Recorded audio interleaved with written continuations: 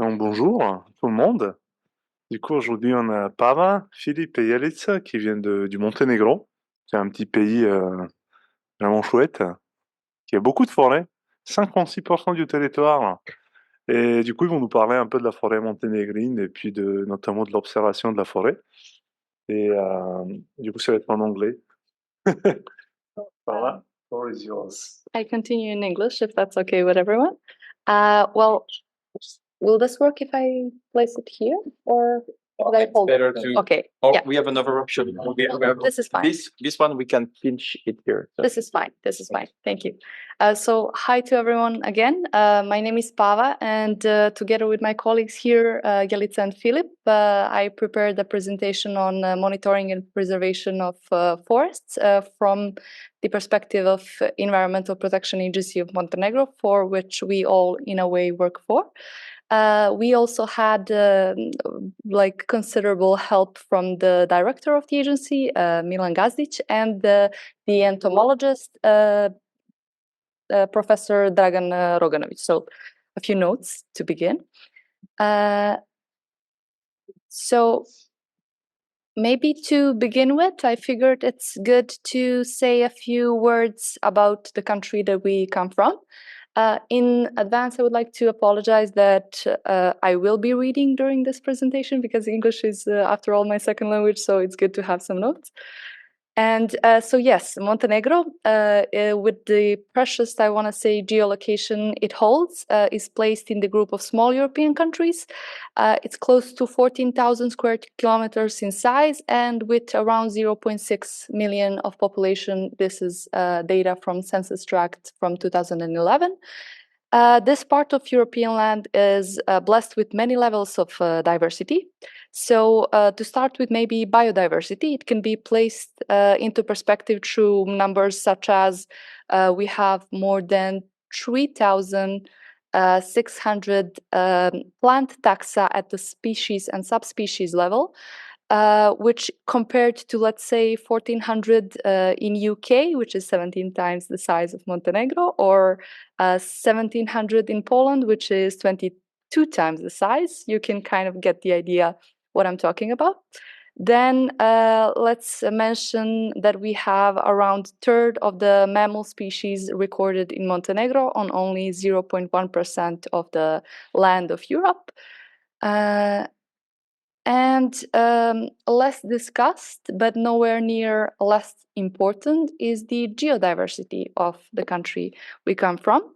So this is commonly described as the abiotic, maybe equivalent of biodiversity, and it is represented through the frequent and often dramatic changing landscapes, unique canyons, cave systems, river valleys, and rock formations, which you can see on the upper photo here. This is Maganik in central Montenegro. So these, I want to say, treasures were recognized quite some time ago and were formally introduced as the value of the nation through the Declaration of Ecological State, which happened in 1991, and it took place in Washington, D.C. So all this being said, immeasurable value of our nature and country are without a doubt our forests. And as a result of sometimes maybe lack of accurate data, staff, or mismanagement in the Forest Service, unfortunately, followed by climate change and pressure from urbanization, which is more of a maybe in the group of global problems in this topic, we have a disturbed condition in our forests, to say the least. Now, these are data presented that were collected in the project finished in 2011. It's the National Forest Inventory. And you can have a bit of context, but be aware that this is quite outdated. Because this is, as I said, quite outdated, we do hope that the same or the version of the project will be done again soon, which is, I guess, somewhere in the plan. So maybe to get a few informations interesting from these statistical info from the slides are that The spruce takes around 11.7% of the entire area of forests in Montenegro, and that we have around 60% of the country that is covered by forests. Also, a majority of the forests are on mountain terrain and are located between 800 and 1,800 meters above sea level. And quite large amount of the forests are protected under mostly national parks. So to continue, right? Oh yeah, here we go. So we're going to talk a bit about GIS and remote sensing for forests. So as we all know, this is a very important upgrade for monitoring and preservation of forests.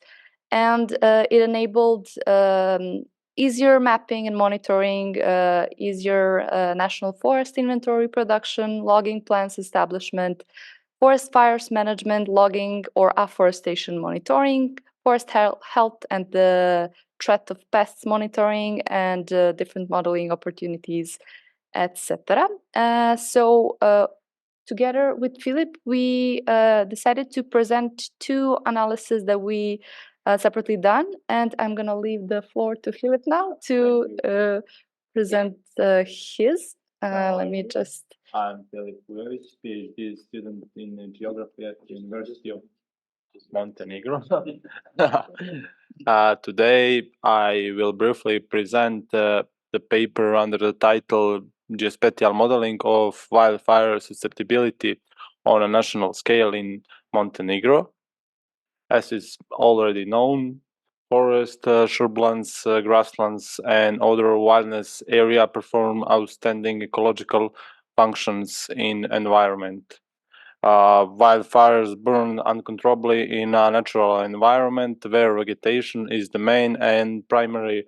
Well, they belong to the group of large-scale meteorological natural disaster that increase the intensity of devastation and destruction of forests, shrublands, and wilderness areas. Every year, hundreds of millions of hectares of these areas are destroyed in this way.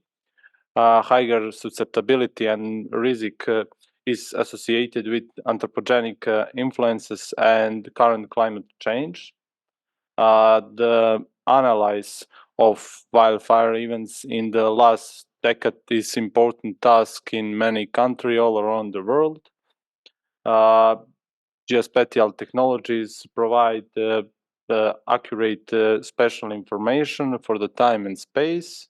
Therefore, geographic information system and remote sensing are effective tool for spatial modeling. In many studies all around the world, GIS multi-criteria decision analysis method used for modeling wildfire risk, susceptibility, hazard, and vulnerability. Susceptibility is one component of risk. The analytic network process (AGP) is most often used method for determine weighting coefficient for modeling.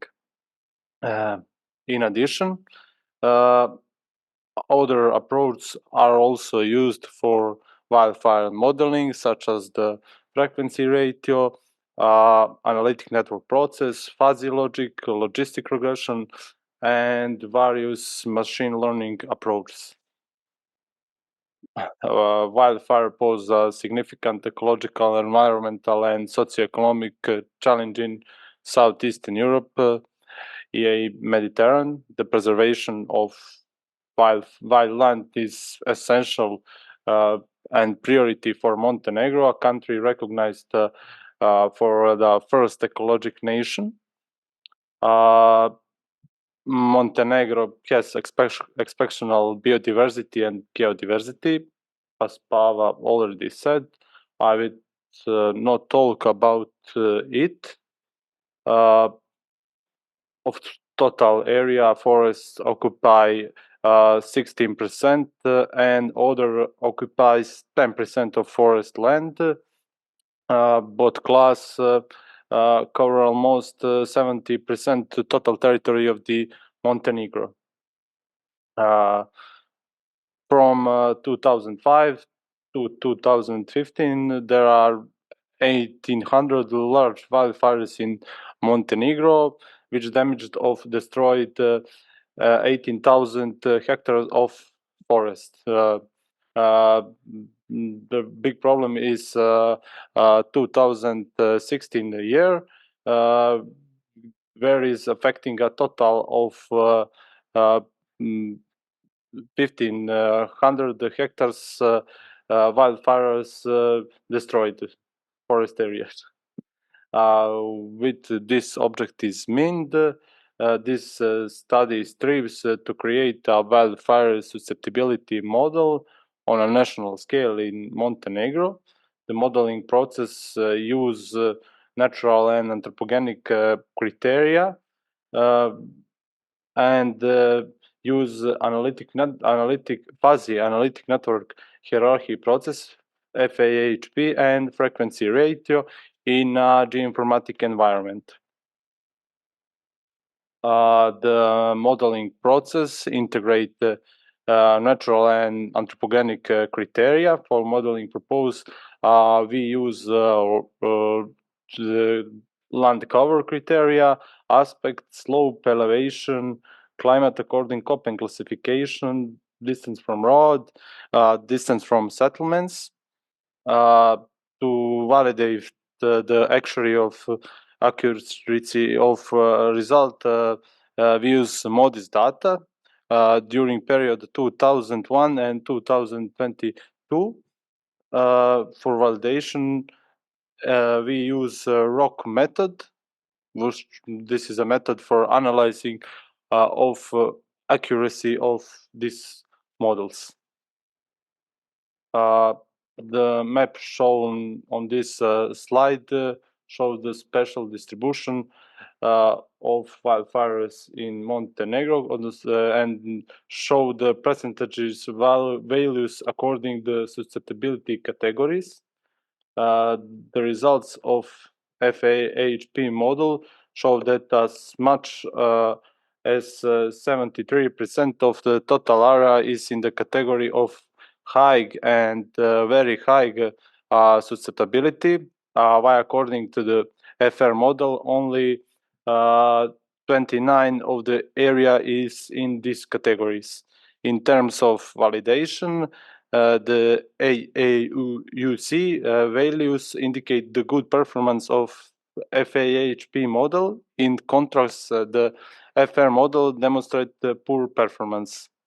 The situation is worrying, considering that the most of Montenegro is subject to wildfire. The priority of decision makers should be a protection from wildfire, especially because the Montenegro is the ecological and touristic recognition destination.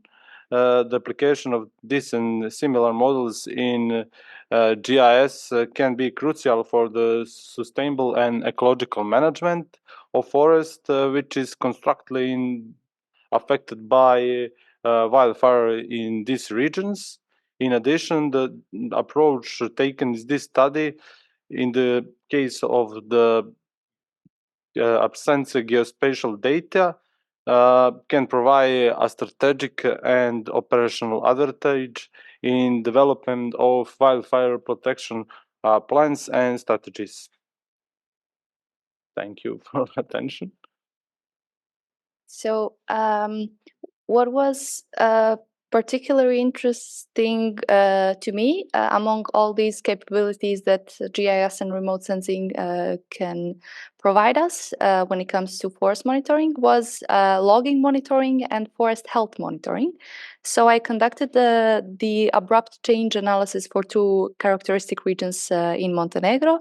One is Opasanica, which is a river valley in central Montenegro, and this is an area known for intense logging activity, both legal and illegal. And other is Prokletije National Park, which is in the eastern part of Montenegro, where forests are protected, as we mentioned before, by law, depending on the zone of the park. And because of the recent outbreak of a bark beetle crisis that took place in the northeast part of the park. So those analyses that I mentioned were conducted using ArcGIS Pro software and open source imagery downloaded from Copernicus and Earth Explorer for Sentinel and Landsat satellites, and a widely applied method for change analysis, which is the land trend algorithm. It kind of this is a presentation of how it works.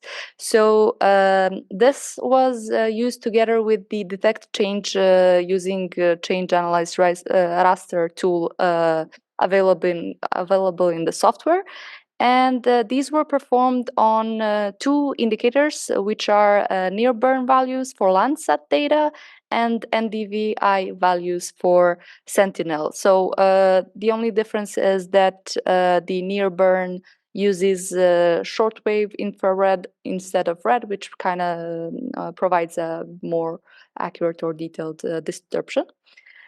So the basic map behind these is creating a fitted curve for each pixel of a multidimensional raster that was collected for like a series of years. And then this is basically showing a change of value during time. So by running the tool that I mentioned afterwards and setting like specific parameters that you want to kind of collect from the change, you can extract occurrences of abrupt decrease in fitted values of near burn or NDVI, and areas that sudden change kind of happen from healthy to unhealthy forest or absence of trees. So this is forming at the end a completely like new raster from which you can get the area. So for Opasanica, this was the ending result.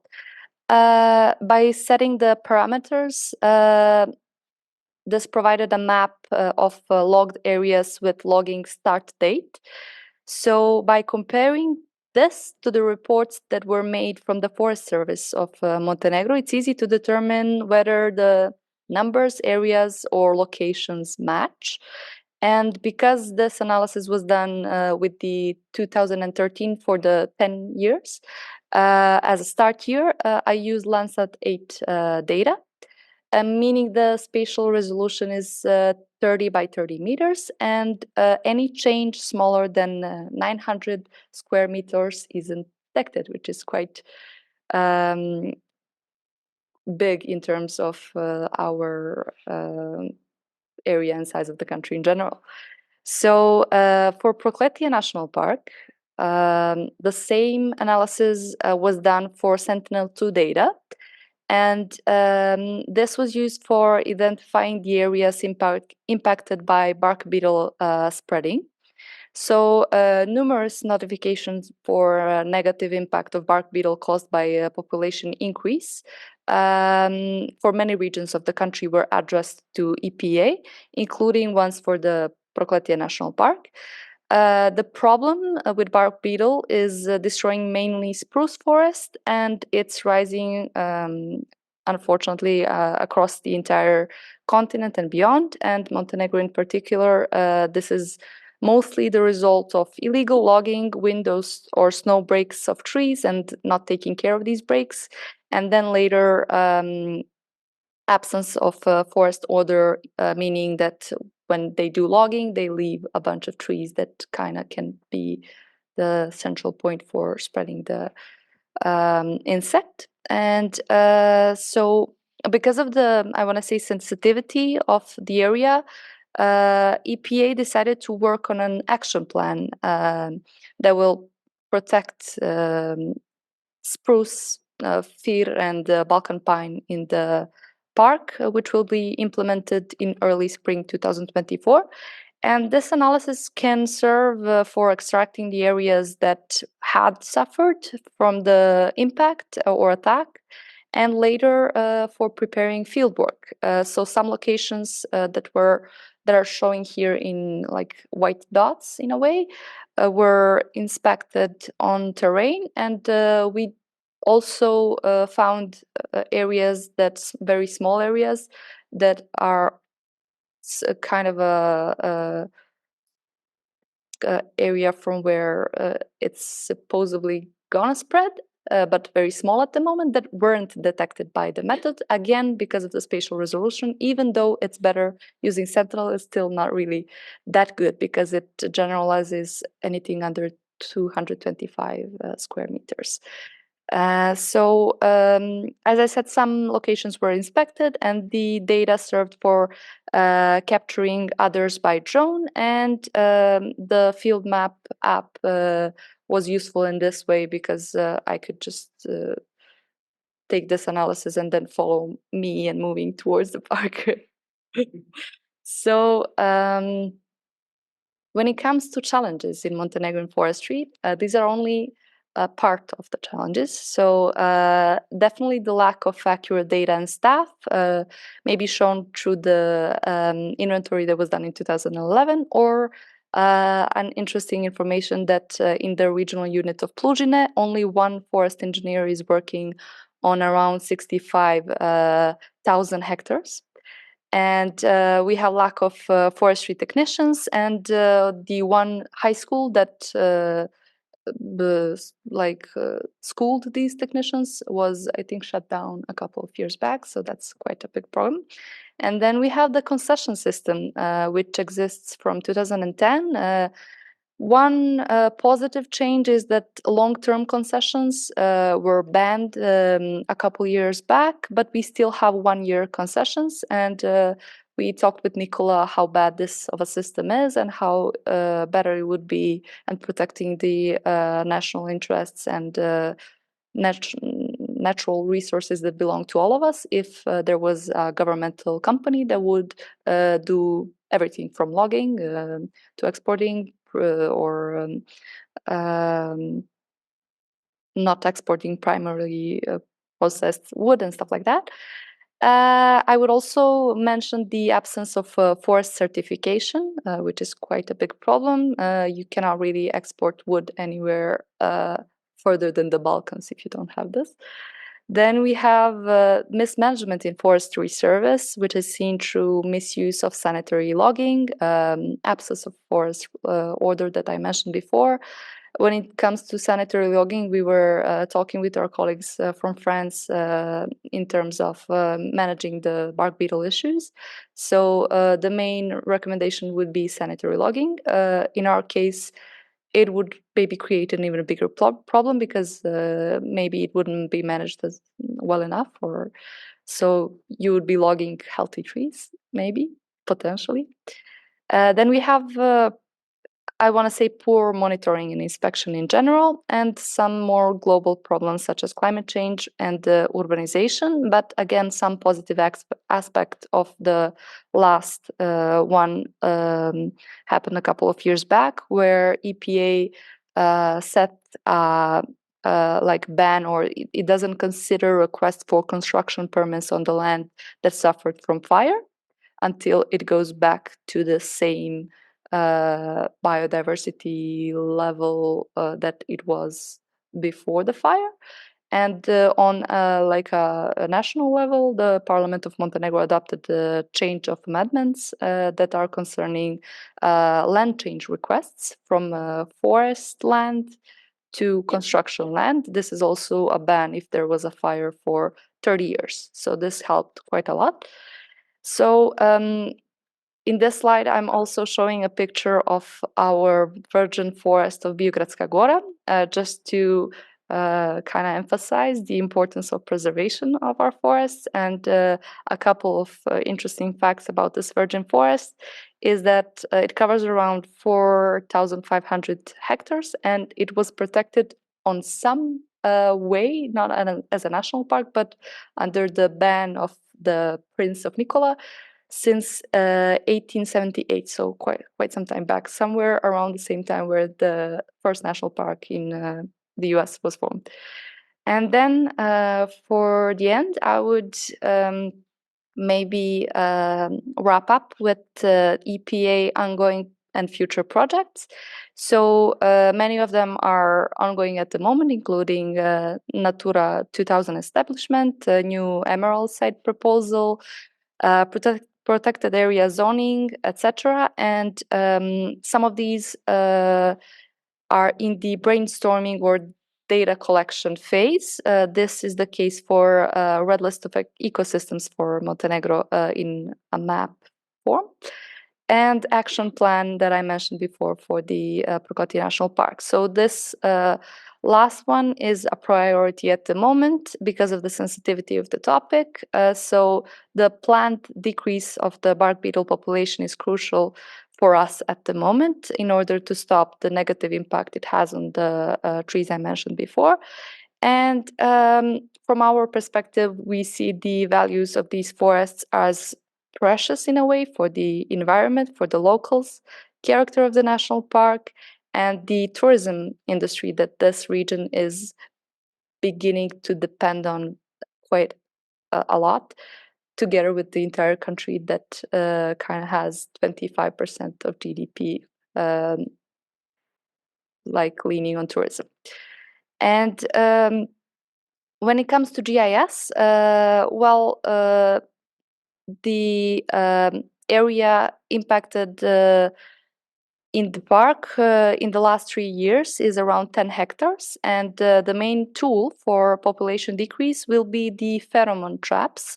I mentioned that sanitary logging isn't an option for us at the moment. And it's pivotal to ensure that these are placed properly, regularly emptied, and that the situation is monitored. So using GIS in this process can help quite a lot for fieldwork preparation and for monitoring data management afterwards. And also in consultations with our colleagues from France, we kind of got to the point that maybe pheromone traps aren't manageable on a larger area, but because the national park and the country in general is quite small, maybe with the including forest eco volunteers and stuff like that, it could be done and postpone the crisis that's happening, not put an end on it, but maybe postpone it.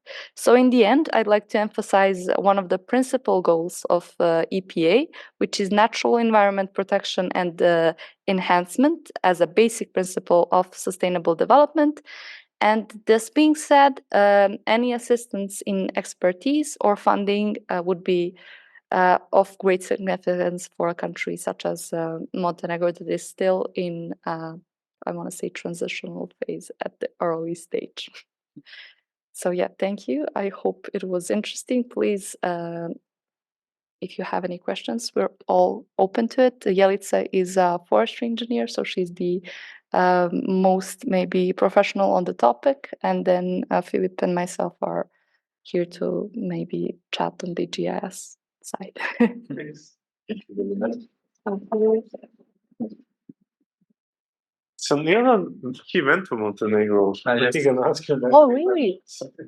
Where did you go? I went to Kotor and Jablak in the north. Žablak, yes. Yeah, I don't know how to So pronounce very it. touristy locations. I hope you didn't go in the summer.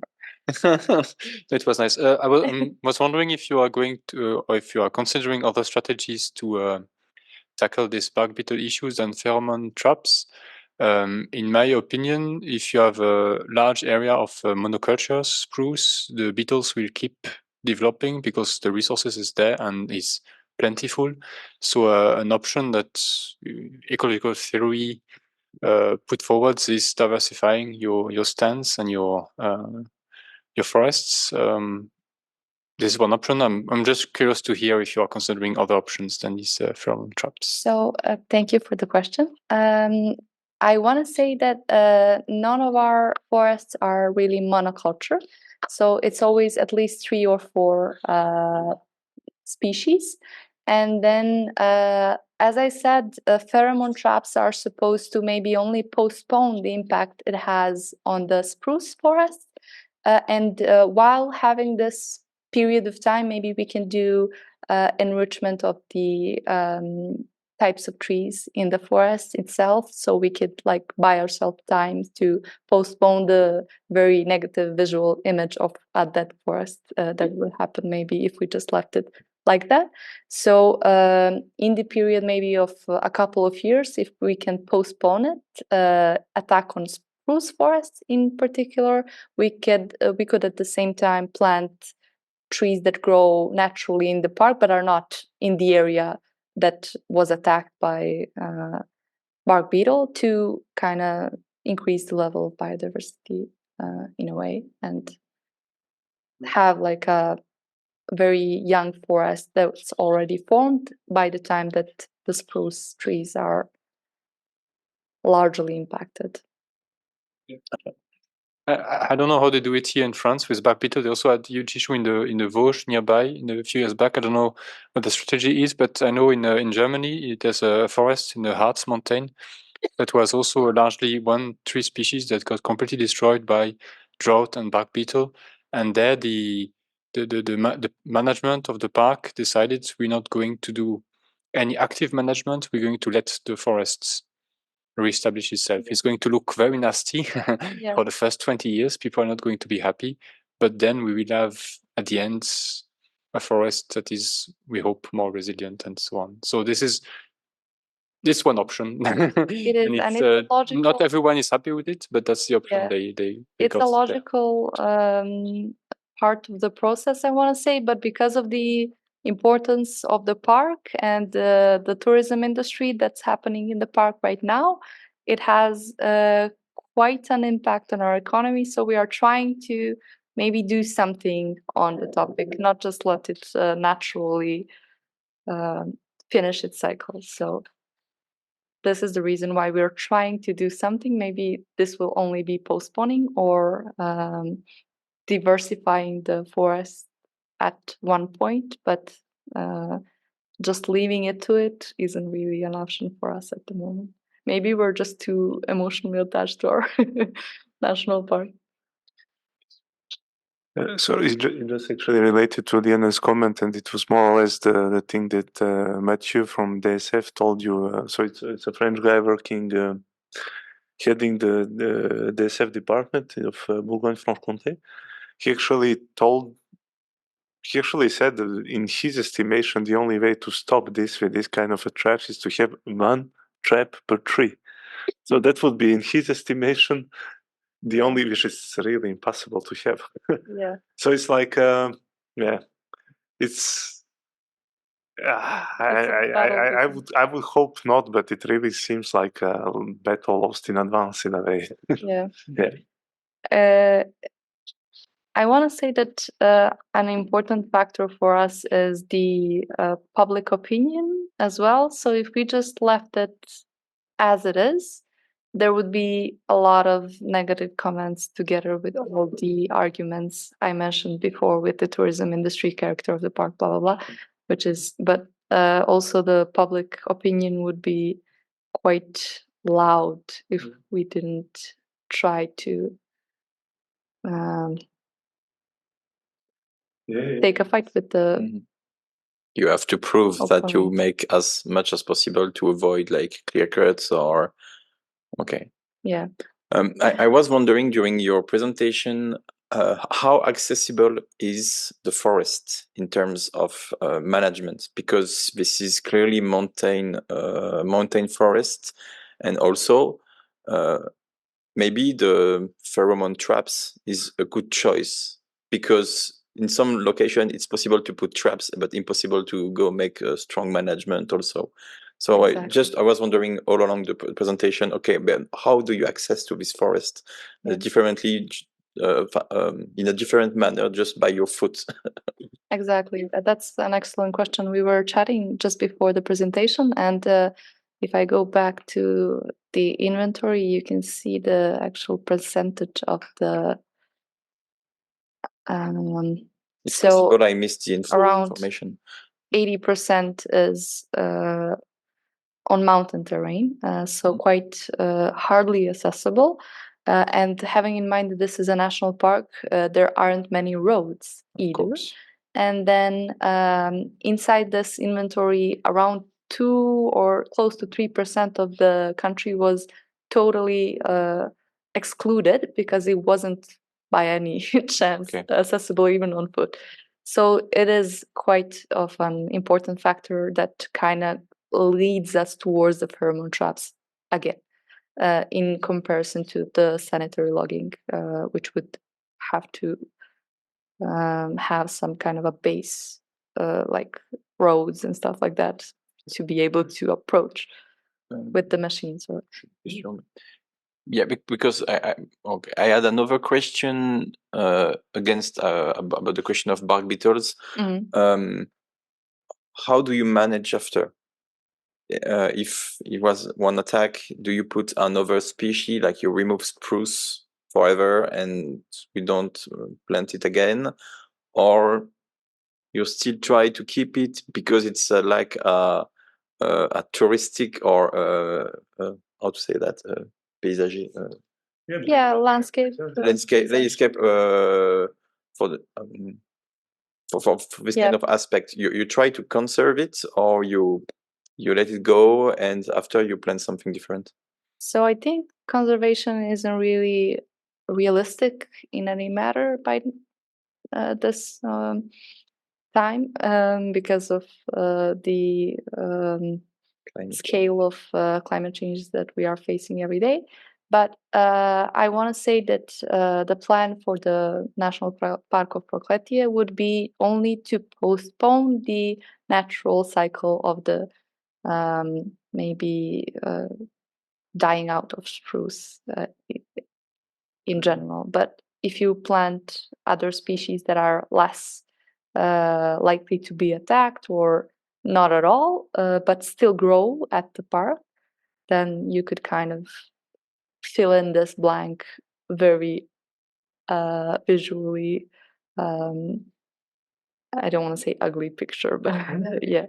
Because you can postpone maybe in some range the bark beetle attacks, but imagine that you observe constantly have to do strong diebacks causing by other factors, especially climate change. We know that spruce is very sensitive.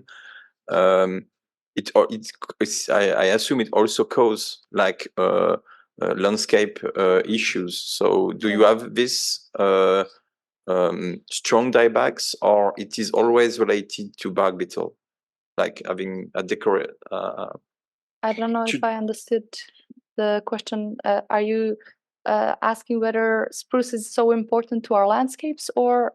No, I mean you postpone the bark beetle. It's one aspect, but you can also have other cause of diebacks, like just drought. Like it's as it is assumed to be with the from a climate change perspective. Yes. And is it something you try to manage? You observe first, and if you observe it, do you try to manage it? Because it also causes, I suppose, some kind of landscape issues. Economic valuation. So at this very moment, I want to say that climate change problems or problems caused by climate change aren't really on the top of priority for any institution in Montenegro that would be maybe concerned by this topic. So unfortunately, I would say that at this very moment, there's few actions that have been done in meaning monitoring or planning for what is about to come. Because maybe some region where you postpone bark beetle attack will start to have some diebacks in like drought or 10 years, 20 years, and the investment could be very hard in terms of human work. You know, you send a lot of people to put pheromone traps, etc., and basically it's just it's postponing, but it will arrive at a certain point that you have a massive dieback. Postponing maybe will produce a situation if after a while, if you don't renew enough the species or the composition of the forest, where you will have this wall in front of your face, and so no, as you said, it's not anticipated in terms of institution. Yep. Not at all. I completely am on the same when it comes to a larger picture, but as I mentioned before, if we didn't have any kind of a reaction to this very specific topic now, it would cause other maybe problems in terms of for the institution or something like that. So this is also part of the reason this is focus at the moment. But I do think that this is something that in a way isn't really manageable by us at all on long term. But again, we did have some colleague of Jelica's from Bosnia, forestry engineers, that presented a very successful battle they had with the bark beetle outbreak in their, I think, mainly spruce forest. But this was very highly intensive, as you said, like one trap per tree, pretty much. But this is a smaller area that is mainly for economic exploitation. So it's not protected. It's not. They did sanitary logging and they did traps, and then they also follow this with a professor from Banja Luka. I forgot his name. Maybe we'll look it up afterwards. That actually took all the collected beetles from the traps and then did like a statistical thing where they said, okay, this is how much we trap this here, blah blah blah, and then had like a very positive outcome after 4 years, I think. And then, but this is only because basically the company depended on this forest. So there was a ban from the government of Bosnia and Herzegovina on the logging on the forest, like at all. And then they said, okay, we cannot log now. We can save what we can save to exploit later. And so this is why it was so intense and it provided results, but it was very, very highly intensive. So this is why we think that we could buy ourselves some time, I want to say. Yeah. We have time? Yeah. I think, yeah, I will ask you a few questions later. More technical. The one sort of a general question would be kind of a philosophical one as well. So there is like a huge part of this territory which is like considered a national park. And people are, I know, very much attached to that. And there is a huge pressure. Like it's a context which is a bit unfamiliar to people here, but there people, when you have tax evasion and everything, and they're okay with that. But if you start destroying the landscape, it's like becoming a huge political problem. It's the only thing which can somehow motivate people to move against the politics. Yeah. So everybody is very sensitive about that. But this like a paradigm of national parks, can it exist in this climatic context we are living? So like this question, which already occurred during these discussions we had, in the national parks you don't have roads. Yeah. So even if you could, even if everything was perfect, even if you could do some sanitary logging, you cannot access the area, you cannot really remove the wood. So there is this thing, but then there is this thing of adaptation as well. So if you know that now the climate is changing so fast that the trees cannot follow anymore, why do we think at all about this like a spontaneous preservation these days? So this is like I'm just like it's like a very hypothetical question, but I'm thinking, is this kind of a definition of a national park when you don't touch anything really, I don't know, feasible or on the long or term, sustainable? Yeah. Yeah. Well, coming from Montenegro yourself, I think you can agree that the infrastructure can be better at many like urban areas, and not to talk about these remote or like very tricky accessible regions of the country. So I want to say that this is a very logical question to come to your mind when you have a better system living in. But when it comes to Montenegro, I think before thinking of these deepers, does a national park really serve its role nowadays because of the problems that we have with climate change and everything? This, for Montenegro at the moment, is crucial for negative development, if I can say it like that, of some regions. So it's protected and you don't touch it. So you have the regions that you would have, or you would need to have some permissions to do some construction, whatever.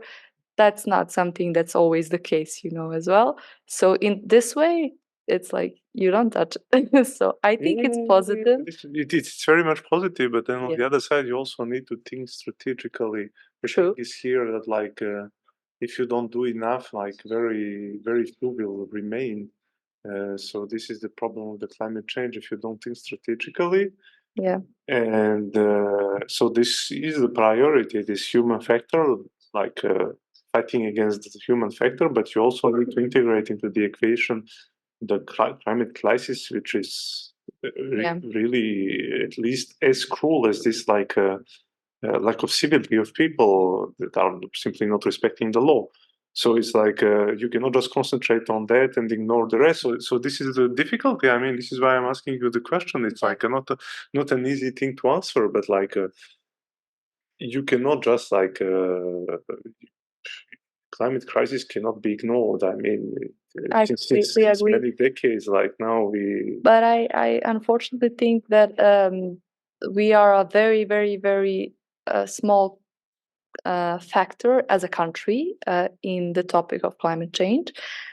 But when it comes to the management of that issue on a global level, it's not really ideal, is it? So, but this is the thing. So it's not a very how to say it, like a just correct crisis. Like not everybody contributed equally, but everyone and not suffers. everybody is suffering equally, and very often this did not contribute. Like are suffering the most in Africa. In the Mediterranean, it's not entirely the case because many Mediterranean countries are very much industrialized, like France. But like, but it doesn't really remove the fact that you need to adapt to the changes. So this is like everybody has to accept. Simply like many difficult things in life, it's not fair, but you need to deal with it. So this is the thing with the climate change. It's like indeed a topic which is largely underrepresented in Montenegro, and it's like a huge issue, I think. I completely agree, and I think this is partly because of all the issues that we have on a more local or regional level that are concerning people, so that when you talk about climate change, it's so distant from them, but it's actually so close. But it's very much. Maybe or actually for sure we're gonna feel the impact it has on us, especially in Podgorica, in a short period of time. So maybe then people would be more aware of the issue that once when you get aware, it's like probably too late. Well, at this point it's like that. It's like with many things. Cool. Thanks folks. Thank you so much. Just maybe one last question, because I still have one. With the susceptibility maps you presented, are these maps supposed to help the government, or I don't know, it's always preventive fire protection, like to plan where to put some resources to fight against the fires in the future, like in future time. Sorry, in future time. That's okay. This is my PhD thesis. This is funded for this reason. Yes. Okay. Thank you. Thank you so much. Thank you. So we stop here. Online, there is nothing. Nobody. No, I think that many people will look at this in replay because we are in. Okay. So thank you very much. Thank you so much for the opportunity.